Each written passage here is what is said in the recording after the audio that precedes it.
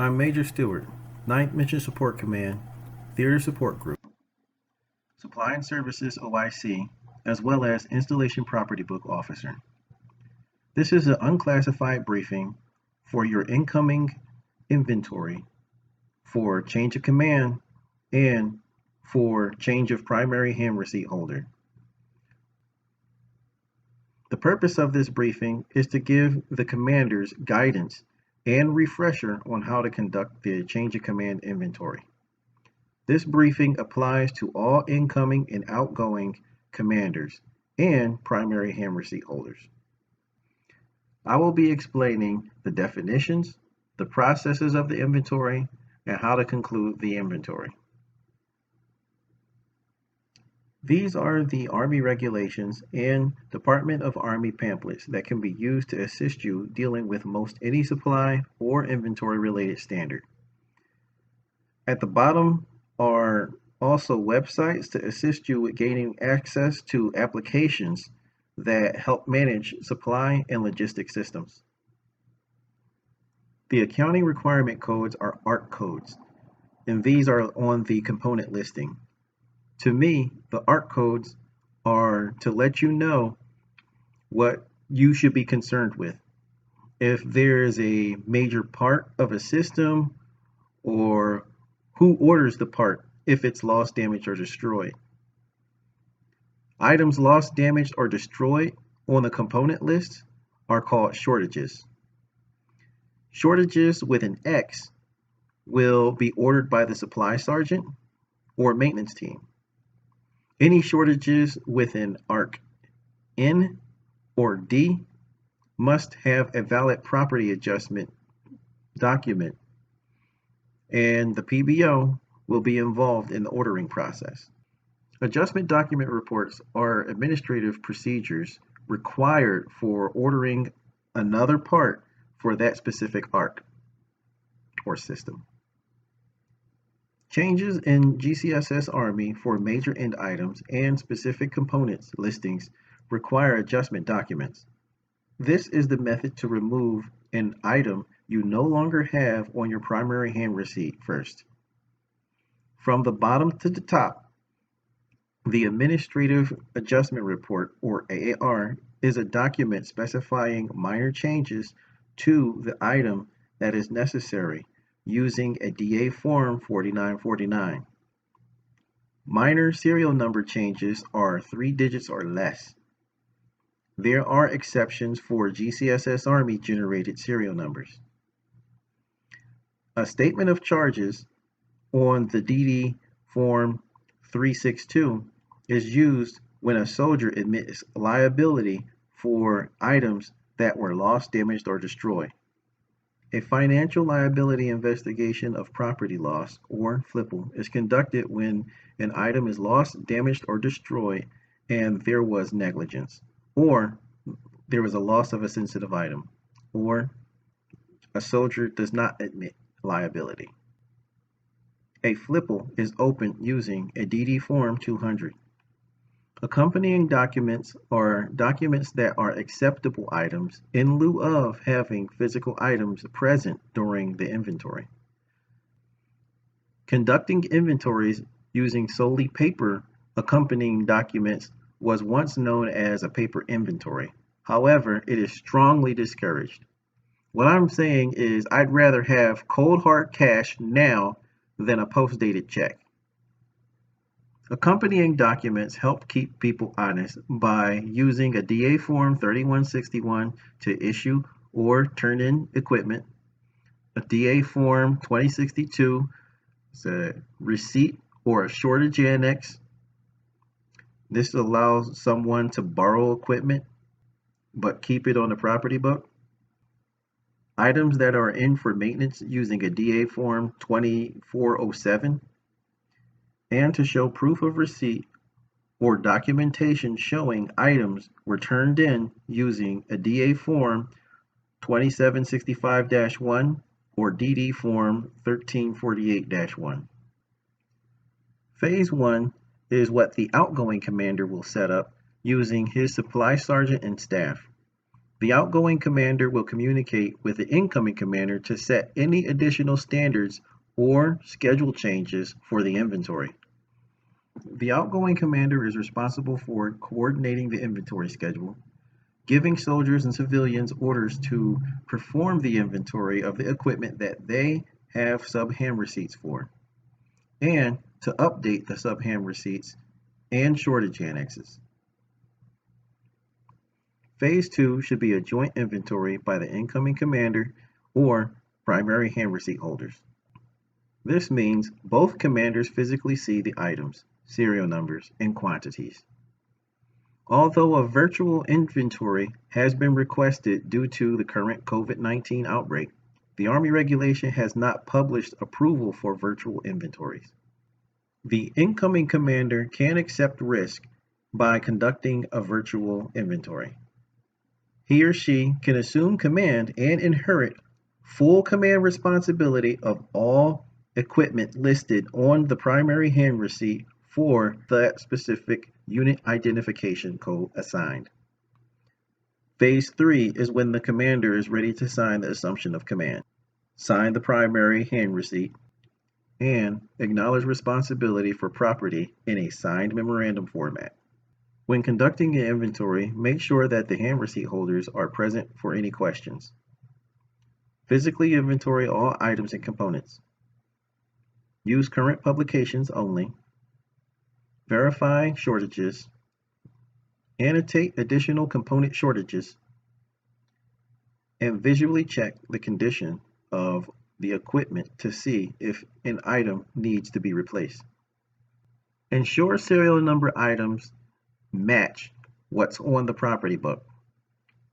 Report property discrepancies to the PBO and report non-expendable items that are physically on hand and not listed on the property book. If time permits, validate open maintenance requests.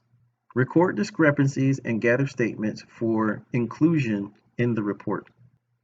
Submit AARs as follow-up actions to make corrections. Conduct a full inventory for like items. The dangers of swapping occurs when you check one individual's toolbox or BII one day and another day check the next toolbox. Individuals can move equipment from each other's if you do not lay out all toolboxes at once, for instance. This can frustrate your inventory. Realize you will sign 2 documents for many items. One will be a hand receipt and the other will be a shortage annex. Ensure proper time is allotted for the inventory. Request an appointment for items that are in the Equipment Concentration Site, or ECS, to update hand receipt inventory and to update their records. Did I already say check serial numbers? I'm sure you've seen repeating things in the slide deck. I just want to make sure you understood the importance. Serial numbers should not change, and the next PBO may hold you accountable for any serial number discrepancies between the characters on the physical item versus what's on the primary hand receipt. If you can do on-the-spot statement of charges for things when someone is absolutely known to be at fault, take that action. Personally, I wouldn't accept a hand receipt in lieu of actual equipment. Have the supply sergeant or PBO place a purchase order to requisition replacements for any shortages. Let's get you familiar with the look of the new hand receipt generated from GCSS Army. These items have been authorized for you by MTO, TDA, or CTA. You can verify this by looking up your UIC on FMS Web and checking the board for the CTA if necessary. The form is staggered column format, where gray fields label items in the lower white fields. MPO is the item.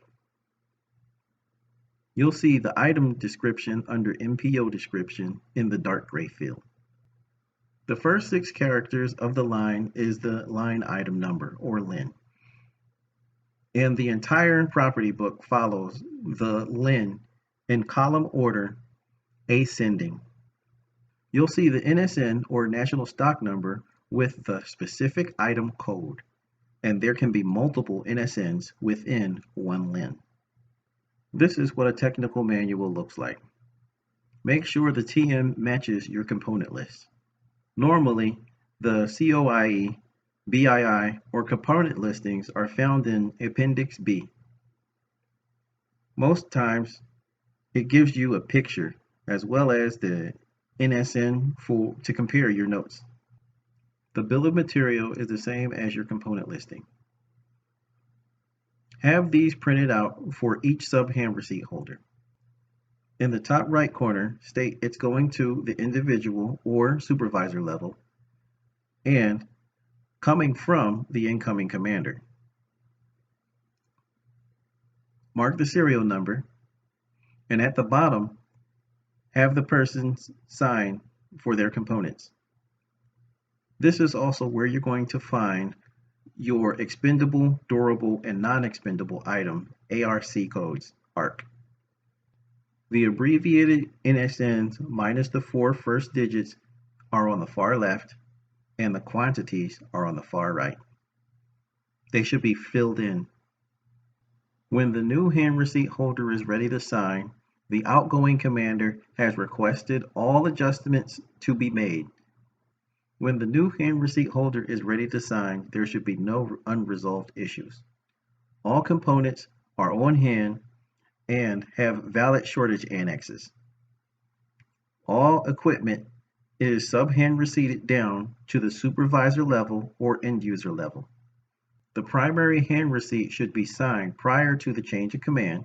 If the commander has assumed command and the time allotted to conduct the inventory has passed, then the commander now owns the property with command responsibility. Ensure the supply sergeant submit requisitions for all shortages reported. Notify the PBO for major end item assistance.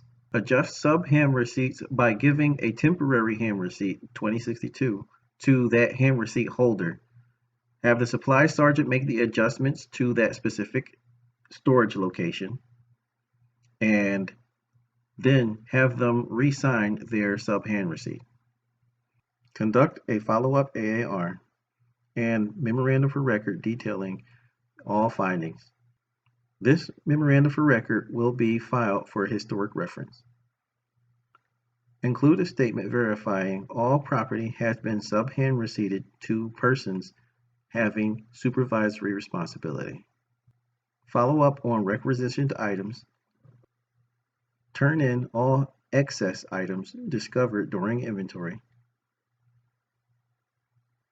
At the end, I require your assumption of command orders, an updated DA Form 1687, the after action report memorandum, and any other memorandum signed.